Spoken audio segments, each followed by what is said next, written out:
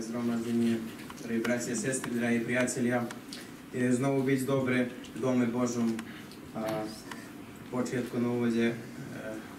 Ak ste možno cez tieto piesni, ktoré sme spievali a od počiatku až kým aj mladí spievali tieto dve piesni, ak ste niečo pocítili vo vašom srdci, vo vašom vnútri, viete, že je to váš Boh, ktorý vás miluje, ktorý vás má rád a ktorý chce, aby ste ešte vo väčšej miere prišli bližšie k nemu a aby ste ho úplnej milosti a lásky spoznali, taký práve, aký je.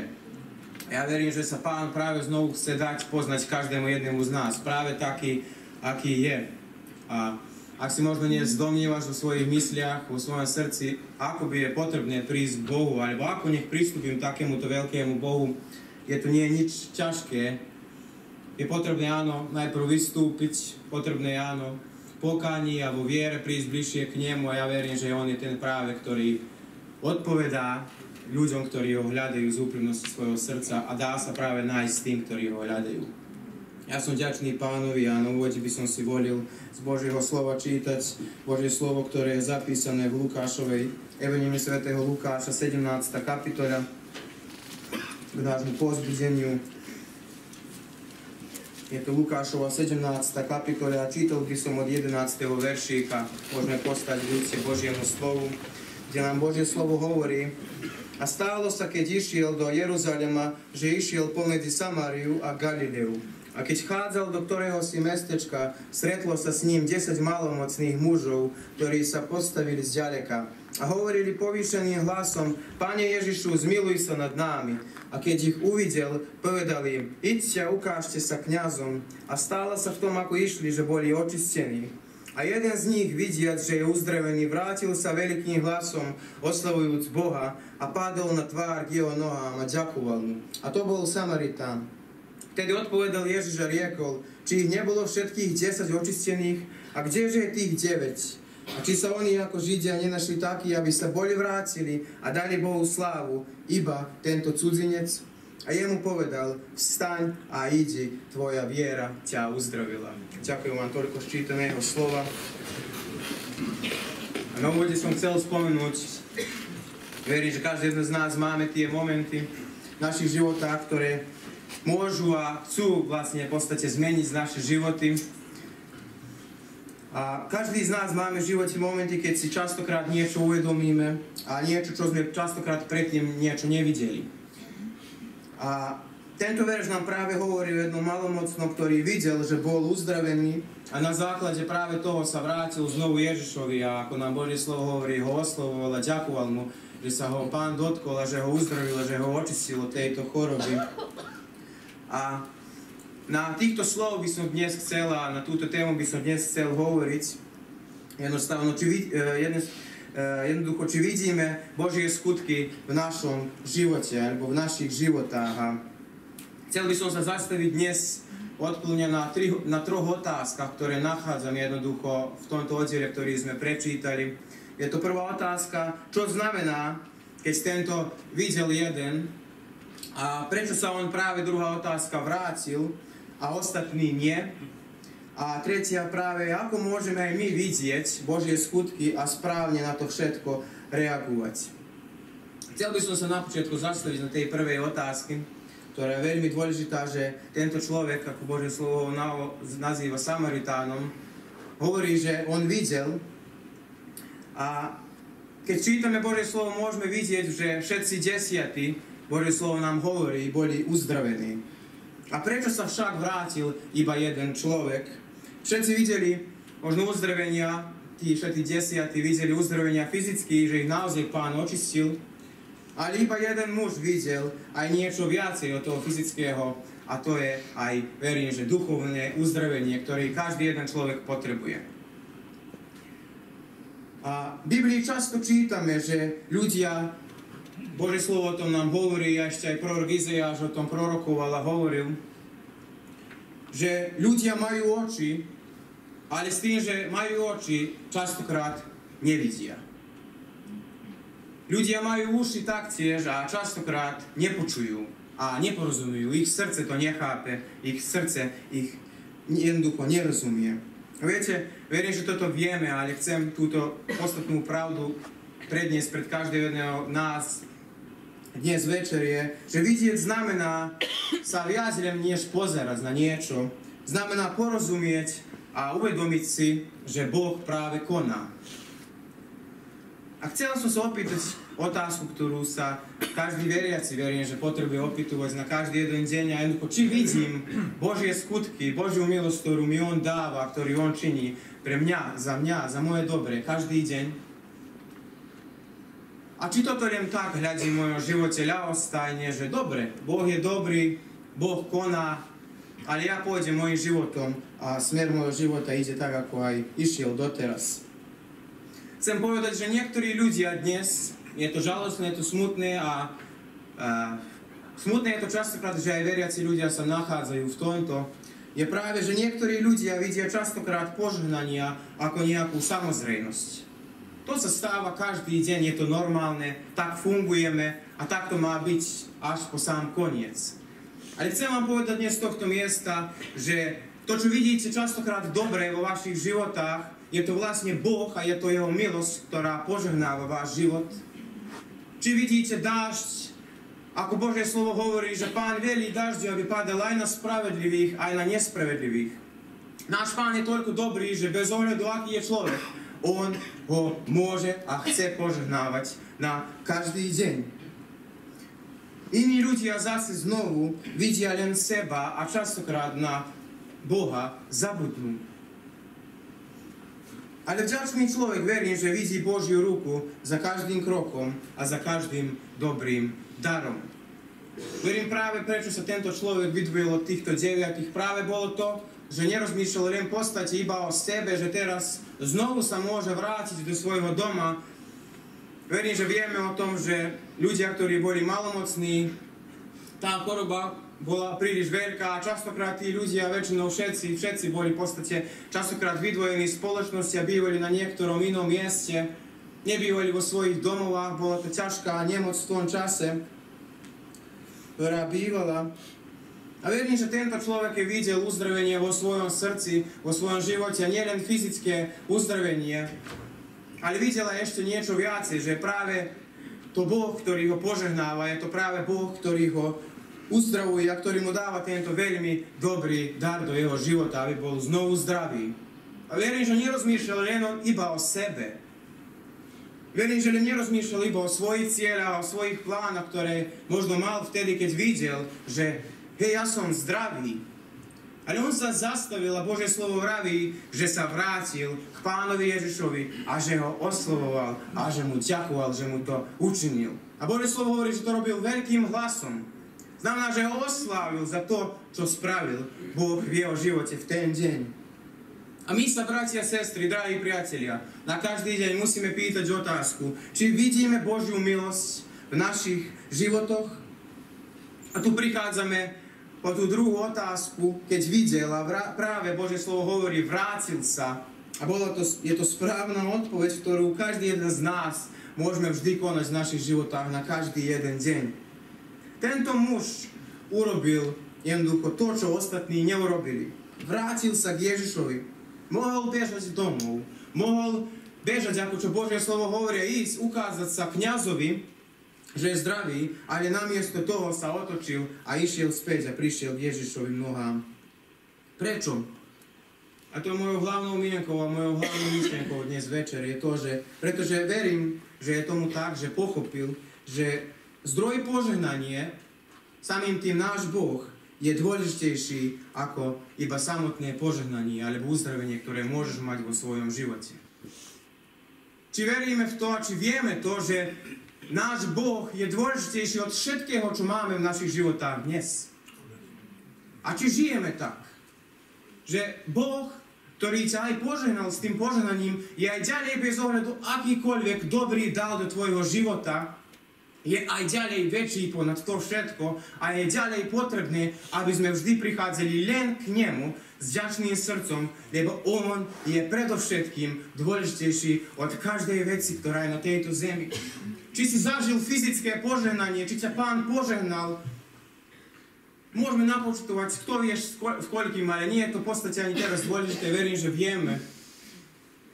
Ale nezabúdajme, bratia a sestry, drahí priatelia, na niečo, čo je dôležitejšie. A je to On. Boh je dôležitejší od toho všetkého. Boh je dôležitejší, verím, že dnes z tohto miesta môžem to s vierou povedať, že je dôležitejší od každého požehnania, ktoré mám vo svojom živote, vo svojom srdci. Boh je ten, ktorý je väčší od toho všetkého. Ostatní možno 9 videli len uzdravené svoje tela, ale verím, že tento jeden Samaritán videl uzdravenia, darcu uzdravenia a pochopil, že si tento Boh zaslúžil chválu z jeho úst, z jeho srdca. A to nás práve učí, bratia a sestry, že naša odpoveď na Božie skutky je vždy v našom živote veľmi podstatná a je dôležitá. Čo povieš svojmu Pánovi a Bohu, ktorý koná divia zázraky v tvojom živote, v tvojom srdci? Či mu nedáš chválu? Či mu nedáš dobrorečenie za to, čo ti robí, že ti dáva milosť, že ťa požehnáva, že ti z hniezdovu dal milosť, aby si bol na tomto mieste, že ti dal život, dých, vidieť, počuť, kráčať. Čo spravíme s tým? Či zažívame to len ako nejakú samozrejmosť, že sa to vždy stáva len tak? Keď si uvedomíme, čo Boh urobil, máme sa vždy, verím, k nemu vrátiť v modlitbe, chvále a poslušnosti. A tu sa zastavím na tú poslednú tretiu otázku, ktorú som postavil. Ako môžeme vidieť a práve správne reagovať voči Božím skutkom v našich životách a v našich srdciach. Mnohí ľudia dnes nevidia Božie skutky, je to smutné, hoci sú všade okolo nich. A ako môžeme mať práve dnes v tomto nebezpečnom čase naše oči, aby boli otvorené? A nehovorí toto len naše fyzické oči, ja verím, že všetci na tomto dnes mieste, mnohí väčšina z nás vidíme týmito fyzickými očmi, ale aby Pán otvoril naše duchovné oči, aby sme práve Neho videli práve taký, aký On je. Ako môžeme mať oči otvorené? Verím, že pozorovať Božie skutky je práve odpoveď na to všetko v našich životách. Boh nám dáva, bratia, sestry, priatelia, život, dáva nám rodinu, dáva nám zdravie, dáva nám spoločenstvo, ktoré je dnes aj tu hľa medzi nami. Či vidíme to? A ako reagujeme na to všetko, keď to vidíme? Či naše srdce je plné vďaky? Či sa vracame k Bohu? Keď sa vracame k Bohu, verím, že to neznamená hľadať len Jeho dary a tú Jeho milosť, ktorú dáva každému jednému z nás, vždy na každý deň. Ale verím, že to považuje, aby sme hľadali aj Jeho samotného. Ja verím, že by sme my nemali ako národ, ako ľud prichádzať k Bohu len hľadať Jeho dary. Aby ma On nejako požehnal a potom, keď ma požehná, ja vo svojom srdci si tak pomyslím, nastavím ja tak, ako som doteraz žil, ale ďačný som Pánovi, že ma požehnal, ale nastavím tak žiť, ako predtým. Ale skutočnosť nám práve o tom hovorí, že nemali by sme tak žiť. Nemali sme len by prichádzať Pánovi s takým zámerom, aby nás Pán požehnal a posle, aby sme odišli preč takí, akí sme aj boli doteraz. Pán chce, a počuli sme to z čiastky dnes ráno, že Pán práve chce otvoriť oči ľuďom, tým, ktorí ho hľadajú, tým, ktorí častokrát možno majú zatvrdenie srdcia. Pán chce otvoriť. A počuli sme o tom, že slepý človek, ktorá je jeho najväčšia túžba, ktorú má vo svojom srdci. Ja verím, že každý z nás vieme, že je to vidieť. Ale ktorá je aj túžba v nás, ktorý vidíme týmito fyzickými očami. Či to je len túžba, aby sme videli Boha, ktorý nás požehnáva, alebo je naša túžba niečo viacej. Vidieť Boha práve taký, aký je. A toto, práve po tomto by sme mali všetci ľudia túžiť. Vidieť Jeho. Práve taký, aký Boh je. Vidieť Ježiša Krista vo väčšej miere vo svojom živote, vo svojom srdci. A keď to máme, ja verím, že sme v podstate práve vtedy iba blahoslavení. A čo nám taktiež ešte hovorí? Tento muž oslovoval Boha silným hlasom. Aj my máme taktiež hovoriť o tom, čo Boh hovorí. Svedčiť druhým, ukazovať Božiu lásku, aký je Boh dobrotivý u každému jednému z nás. Ak nevidíme, čo Boh robí, práve prosme ho, aby nám otvoril oči, ako aj slepým ľuďom Pán otvoril, keď čítame tam Lukášovej 18. kapitoli, ten 41. veršik nám Božie slovo práve o tom hovorí, ako slepému človekovi Pán jednoducho otvoril oči, kde sa ho človek opýtal, čo chceš? Pán sa práve opýtal tohto človeka, čo chceš, aby som ti učinil? A on povedal, Pane, aby som videl. A Božie slovo naďalej hovorí, že tak sa aj stalo, že v tú hodinu ten človek prezrel a Božie slovo hovorí, že jeho viera ho uzdravila. Ale je niečo ešte viacej od tohto, aby Pán jednoducho otvoril naše duchovné oči. Ak dnes mnohé veci z Božieho slova nerozumieš, je výnimočná možnosť a príležitosť prísť Bohu práve taký, aký si. A na svojej modlitbe, keď sa budeme modliť, povedz toto svojmu Pánovi. Je isté, že mnohé slova z tohto písma nerozumiem, ale Pane, otváram Ti svoje srdce, otvor moje oči, aby som videl. A keď to spravíš, je to správne rozhodnutie. Pán Ti môže odhaliť svoju pravdu. A Pán Ti ju odhalí. A ukáže Ti taký, práve aký On je. A mnohí ľudia nevidia dnes, ako sme už spomenuli o tom. Mnohí ľudia myslia si, že vidia, ale nevidia, lebo hľadia na dočasné iba veci, ktoré jednému času, jedného dňa prídu koniec. Mnohí ľudia dnes myslia, že počujú, ale práve nepočujú. Mnohí ľudia myslia, že ich srdce všetko rozumie, ale práve je opak. Mnohým veciam častokrát my ľudia nerozumieme. Mnohým výzvam v našich životách a našich srdciach častokrát nerozumieme. Ale je to všetko, bratia, sestry, v poriadku. Je práve, ak je tak v našom živote, je potrebné prísť k Stvoriteľovi. My sme Jeho stvorenie a On je našim stvoriteľom. Kto najlepšie rozumie stvorenie? Kto najlepšie rozumie teba a mňa? Či nie je to Stvoriteľ, ktorý stvoril všetko? Kým sme my ešte neboli na tejto zemi, On všetko tak perfektne stvoril. A či nie je ešte istejšie, že ešte vo väčšej miere nás pozná viacej ako my sami seba. A Boh pozná nás. Boh vie, čo je dnes v našich srdciach a Boh chce urobiť zmenu. Boh chce, aby sme prezreli. Boh chce, aby si videl. Boh chce, aby si videl na každý deň Jeho skutky. Ale nie len, aby si ich videl, ale aby si vždy sa, keď to vidíš, vracal blízko a k Nemu, k Jeho krížu. A povedal mu, Pane, ja som Ti vďačný za Tvoju milosť, za Tvoju lásku. A keď to robíme, verím, že je to dobré a správne rozhodnutie. Dnes práve idem ku koncu. Musíme sa každý jeden z nás pýtať sami seba, či vidíme naozaj Božie skutky v našom živote. A áno, či sa vraciame bližšie k Nemu, alebo odchádzame preč svojou cestou. Bratia a sestry, nech sa naše oči otvoria. Je to mojou túžbou dnes a verím, že aj našou výzvou. Nech vidíme, a nie len, že vidíme, ale aby sme správne odpovedali srdcom jednoducho, ktoré je plné vďaky a ústami, ktoré sú plné chvály. A ja verím, že je potrebné vždy na každý deň dávať Pánovi chválu a Pánovi vďak. A ak si možno tak domnievaš, že prečo by som to robil, vyzývam ťa, pozri dnes okolo seba.